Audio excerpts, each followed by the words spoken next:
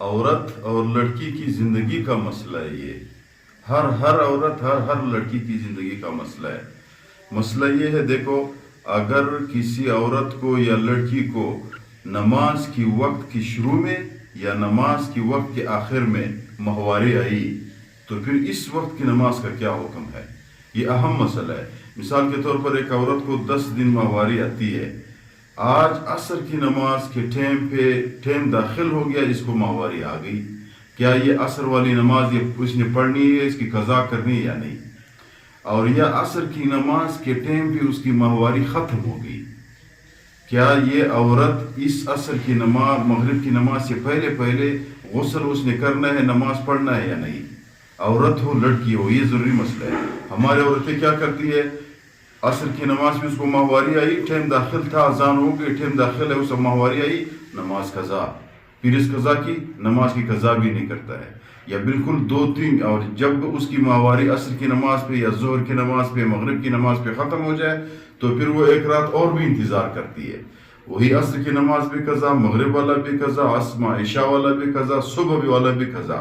وہ انتظار کرتی ہے جب اس کو آرام سے ٹائم مل جائے، پھر وہ غسل کرتی ہے، پھر آگے سے نماز شروع کرتا ہے. نہیں، ایسا نہیں ہے. پیغمبر علیہ الصلوۃ والسلام فرماتے ہیں، جس نے جان بوجھ کر ایک نماز قضا کی وہ 1 حق جہنم جائے گا. حق کا کتنا ٹائم ہے؟ 1,88,00,000 سال. نعوذ باللہ. تو اتنا زیادہ، اور ہر مہینے میں ایک عورت اگر 5 4 3 نمازیں قصداً قضا کر لیتی ہے تو اس کا کیا حکم ہے؟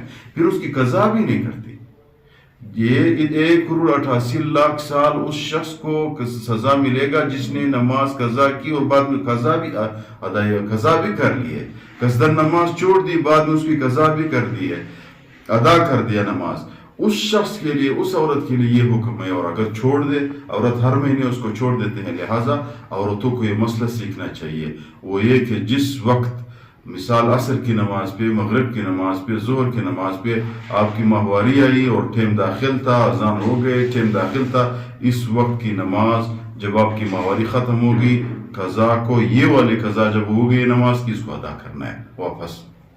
اور جس وقت کی نماز کے ٹائم پہ آپ کی ماہواری ختم ہوگی تو اسی وقت غسل آپ پہ لازم ہے. غسل کر لے، اپنے نماز کی تیاری کرے. روزہ ہو تو آگے سے کل کے روزے کی تیاری کرے.